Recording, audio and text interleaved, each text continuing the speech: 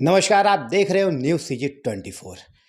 आज हम बात करेंगे उन कर्मचारियों का जो लगातार कांग्रेस सरकार के 2018 के घोषणा पत्र में दो बिंदु क्रमांक में अपने जो घोषणा पत्र में वादा किया था कांग्रेस सरकार ने, जिसको अभी तक पूरा ना करने के कारण से लगातार कर्मचारी आंदोलन पे मजबूर होना पड़ रहा है।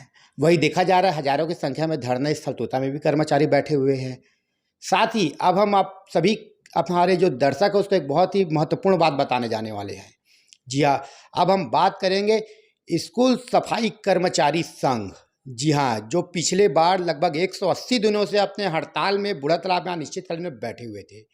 उन्होंने ही अभी आगामी बैठक में घोषणा किया है कि हम 9 अगस्त को अगस्त क्रांति में एक हड़तालीय रैली, मतलब एक संदेशा देने के लिए एक रैली निकालें। 15 अगस्त तक अगर मांग को नहीं माना जाएगा तो 2 अक्टूबर से अनिश्चितकालीन हड़ताल में जाएंगे। और साथ ही हम बात करेंगे संविदा कर्मचारी के 211 कर्मचारियों के बर्खास्तगी को लेकर जो इच्छा मृत्यु मांगे है।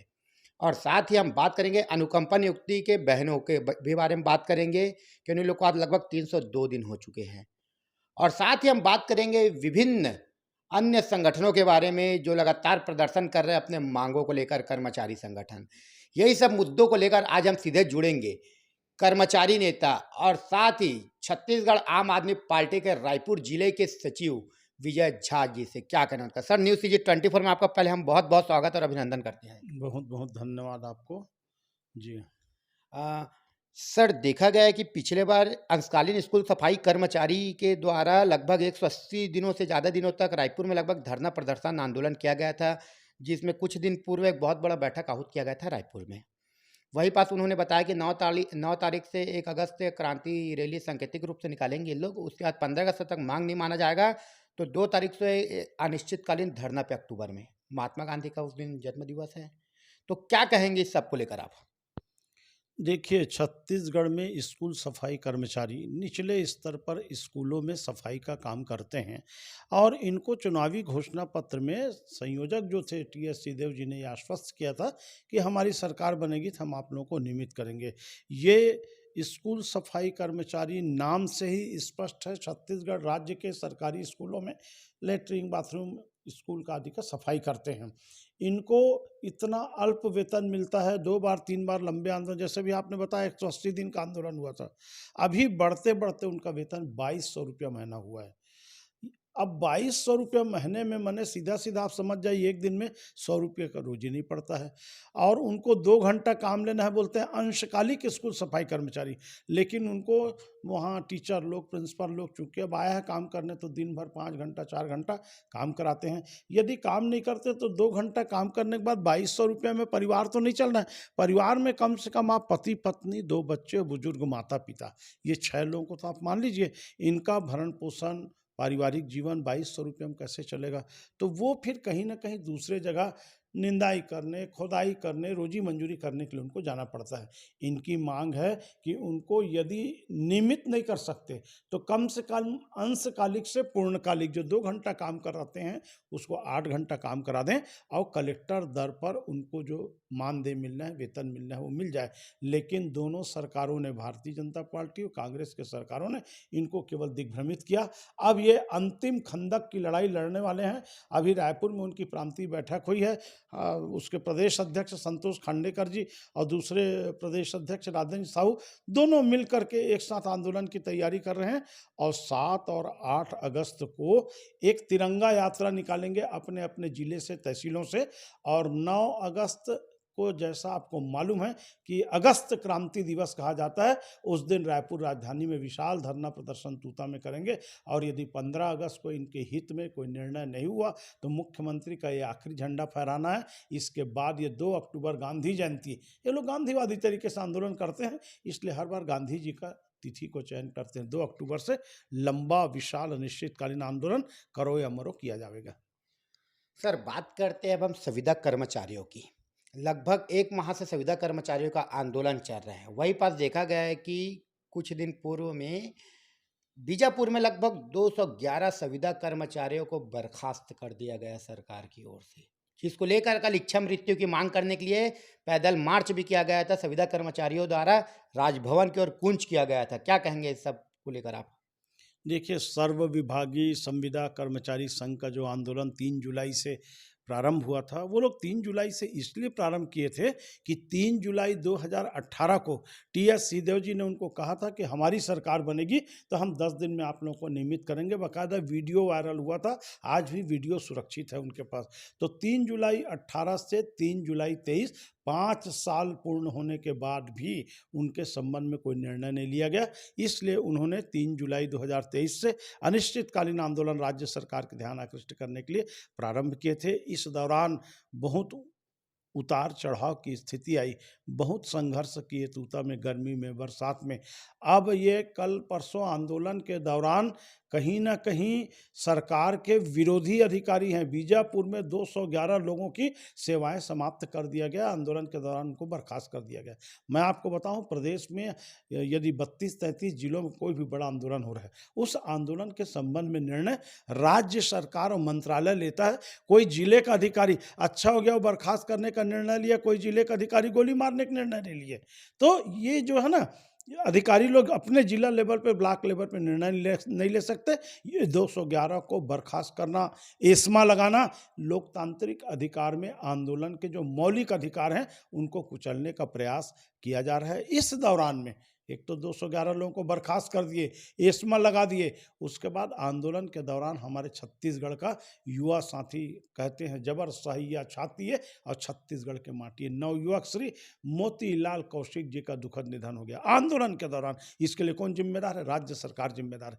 यदि हमारे प्रदेश के मुखिया अन्य राज्यों में किसी आंदोलन के दौरान दिवंगत होते हैं तो उनको जाकर के वहाँ 50 लाख रुपया देते हैं। ये मोतीलाल कश्यप जी के परिवार को, उनके आश्रित पत्नी और माता पिता को 50 लाख रुपया तत्काल मुआवजा देना चाहिए। हमको जान करके बड़ा दुख लग रहा है कि उनकी पत्नी के गोद में भी छोटी सी एक बच्ची है, उसके जीवन का प्रश्न है, अंधकार में जीवन हो जाएगा। राज्य सरकार को एक तो उनको आश्रित परिवार को 50 लाख रुपया देना चाहिए, दूसरा उनकी पत्नी को ये संविदा से अलग हट करके तत्काल मुआवजा के रूप में कोई ना कोई सरकारी नौकरी देना चाहिए ताकि अपनी बच्ची को वो पाल पोस सके। ये चीज़ बता देता हूँ, मोतीलाल कौशिक जी का जो निधन हुआ है वो संविदा आंदोलन में एक ऐतिहासिक होगा। लोग उनको जानेंगे, उनके संस्मरण को याद करेंगे। एक शायर ने कहा है, मेरी साधना का शेष रहना चाहिए, मैं रहूं या ना रहूं मेरा देश रहना चाहिए।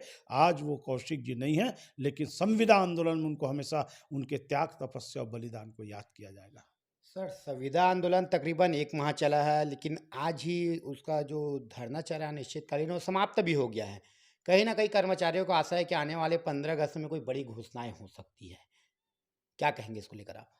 हम लोग बचपने में पढ़े थे, आशा से आकाश थमा है, हाय कहाँ तक धारूं, तन मारूं मन मारूं पर क्या जीवन भी हारूं।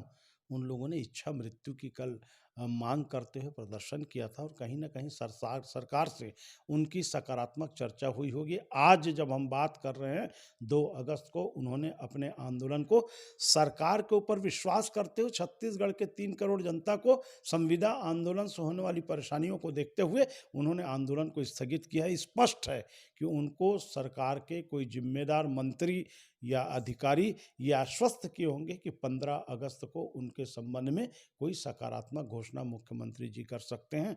15 अगस्त मुख्यमंत्री जी का इस कार्यकाल का आखिरी ध्वजारोहण होगा, उसमें बहुत सारे लोग अपनी उम्मीदें लगाए बैठे हैं।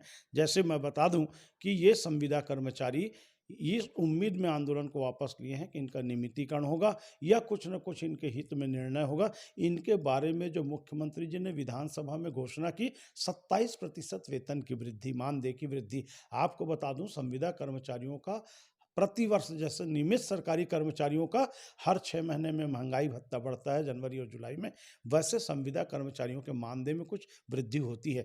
5 साल तक कोई वृद्धि नहीं किया गया, 1 पैसा नहीं बढ़ा। इसलिए सीधे सीधे अब चुनावी वर्ष है और 3 महीना चुनाव बाकी है, तो 27% उन्होंने बढ़ाने की घोषणा की थी। लेकिन उसका विरोध करते हुए तन मन धन से, त्याग तपस्या से इन्होंने अपने आंदोलन को संचालित किया। मैं कौशलेन्द्र तिवारी जी और सूरज सिंह ठाकुर, उनके जो नेता है, उनको क्रांतिकारी अभिवादन करूंगा कि सशक्त आंदोलन को उन्होंने चलाया है और वो अंतिम परिणाम के रूप में 15 अगस्त को होगा, ऐसा वो भी उम्मीद कर रहे हैं, मैं भी उम्मीद कर रहा हूं। और उनको विश्वास है, तब आंदोलन वापस हुआ है। लेकिन छत्तीसगढ़ की माटी में विश्वास में कहीं विष का वास नहीं होना चाहिए। सरकार इनके साथ में छलावा और धोखा नहीं करेगी, ये मैं विश्वास रखता हूँ। सर वही पास हम बात करते हैं छत्तीसगढ़ के जूनियर डॉक्टरों की। छत्तीसगढ़ के जूनियर डॉक्टर स्ट्राइक में जा चुके हैं। आज स्ट्राइक का दूसरा दिन है। कहीं ना कहीं मेकाहारा से लेकर जितने भी गवर्नमेंट हॉस्पिटल है, सब में जो वहाँ के आम मरीज है, आम छत्तीसगढ़िया मरीज है और जो बाहर से आए वो सब मरीज है, बहुत ही दिक्कतों का सामना करना पड़ रहा है। हड़ताल का आज दूसरा दिन है। आम जनता परेशान है। क्या कहेंगे इसको लेकर आप? देखिए, हमने आम आदमी पार्टी की ओर से 1 हफ्ता पूर्व बाकायदा हमने समाचार पत्रों में दिया था। स्वास्थ्य मंत्री श्री टी.एस. सिंहदेव जी के बंगले में जा कर के आम आदमी पार्टी की ओर से ज्ञापन दे कर के, मांग पत्र दे कर के उनसे अनुरोध किए थे कि 1 अगस्त से प्रदेश के जूनियर डॉक्टर्स आंदोलन करने वाले हैं। छत्तीसगढ़ में एक परंपरा बन गई है कि आंदोलन होने के बाद आप चर्चा करते हैं। चूँकि इनके आंदोलन से अभी वर्षा काल है, जल जनित बीमारियाँ होती हैं, लोगों को इमरजेंसी में अटैक है, किडनी है, ब्रेन हेमरेज है, ऐसे समय में डॉक्टरों का आंदोलन जनता के हित में उचित नहीं होगा। तो आप आंदोलन शुरू होने के पहले जूनियर डॉक्टर्स के प्रतिनिधियों को बुलाइए, उनसे चर्चा कीजिए और उनकी मांगे यथावत जो संभव हो सके वो पूरा करिए। जब आप एक तरफ संविदा कर्मचारियों के 5 साल से कोई वेतन में वृद्धि नहीं किए थे, तो 27% आपने वेतन वृद्धि इसी छत्तीसगढ़ की माटी में किया है। वैसे ही जूनियर डॉक्टरों को 5 साल में एक अधेला भी उनकी वृद्धि नहीं हुई है, तो उनको भी मिला करके 10-20%, 25% उनके प्रतिनिधियों से चर्चा करके उसको बढ़ाया जाए।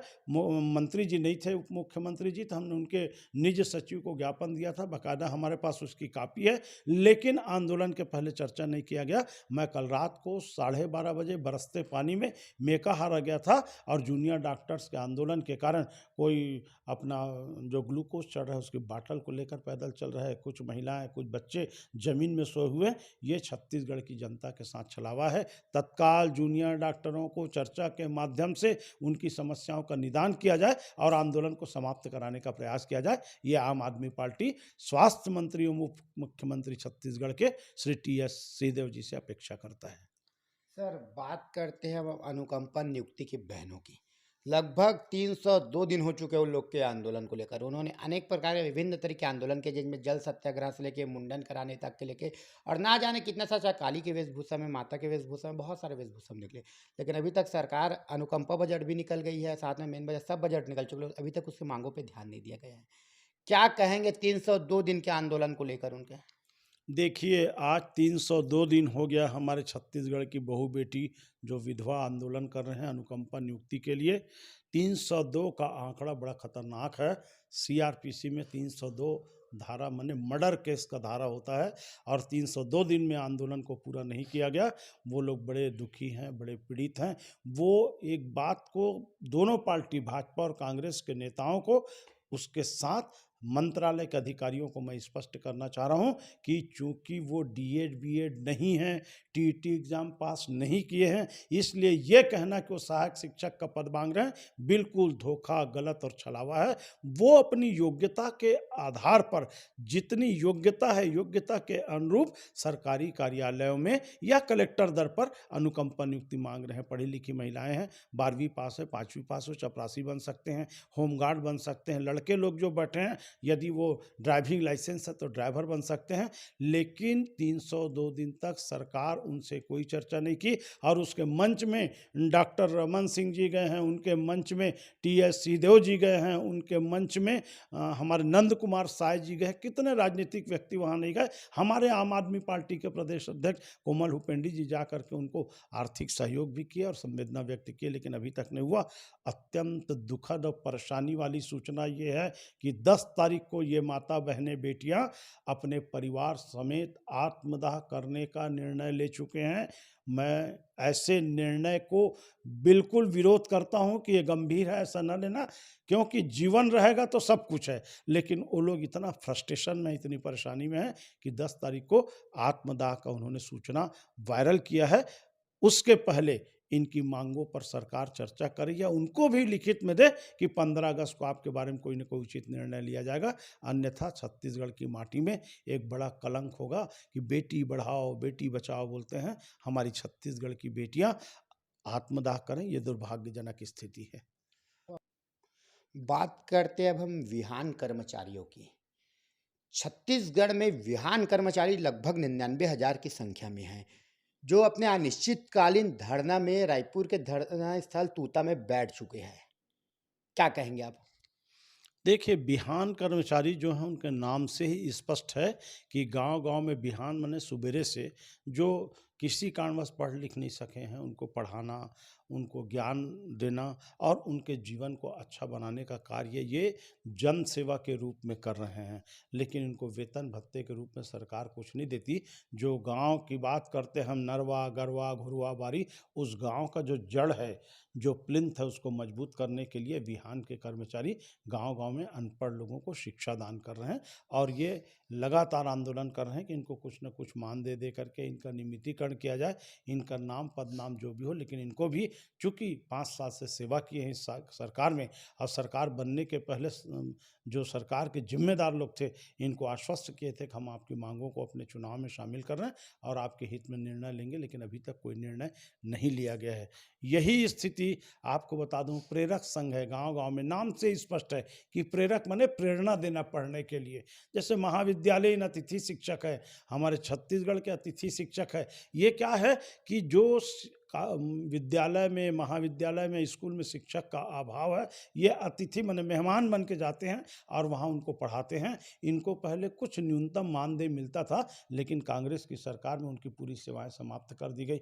वो लोग भी आंदोलन कर रहे हैं। मैं आपके माध्यम से प्रदेश में जितने भी आंदोलन हो रहे हैं, कोई आंदोलन करने का शौकीन नहीं है। शासन की ओर अपनी मांगों को आकृष्ट करने के लिए, सरकार का ध्यान आकृष्ट करने के लिए आंदोलन होता है, लेकिन सरकार उसको अपना विरोधी और दुश्मन समझ करके गिरफ्तारी करो, एस्मा लगा दो, बंद कर दो, बर्खास्त कर दो, ये जो नीतियाँ अपनाती है, लोकतंत्र में प्रस्तुतिकरण का जो हमारा मौलिक अधिकार है अनुच्छेद 21 में, उससे वंचित किया जाता है। मैं आपके माध्यम से ऐसे कर्मचारी जो आंदोलनरत हैं उनके बारे में ही सरकार को गंभीरतापूर्वक, सहानुभूतिपूर्वक निर्णय लेना चाहिए, ऐसी अपेक्षा करता हूँ। सर, न्यूज़ सीजी 24 में अपना कीमती समय देने के लिए आपका बहुत-बहुत धन्यवाद। धन्यवाद सर आपका, आपने हमको मौका दिया हमारे विचारों को प्रस्तुत करने के लिए। Thank you. जी।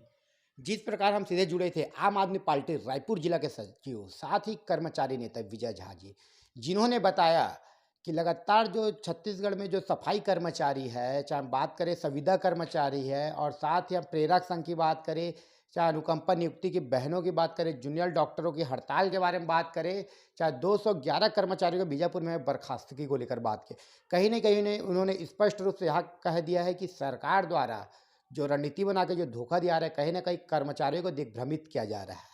आने वाले समय में आम आदमी पार्टी के द्वारा पूर्ण रूप से कर्मचारियों के लिए समर्थन की भी घोषणा कर दिया गया है। देखना यह है, यहाँ विधानसभा त्रिकोणीय मुकाबले होने वाले हैं, जिसमें छत्तीसगढ़ के कांग्रेस पार्टी, भाजपा और छत्तीसगढ़ आम आदमी पार्टी का त्रिकोणीय संघर्ष होने जा रहा है। देखना यह है कि कर्मचारी किस ओर जाते हैं, क्योंकि कहीं न कहीं ऐसे कहा जाता है कि जिस ओर कर्मचारी, सरकार उस ओर। देखना यह है कि 2023 विधानसभा छत्तीसगढ़ में किसकी सरकार बनती है। बने रहिए न्यूज़ सीजी 24 में।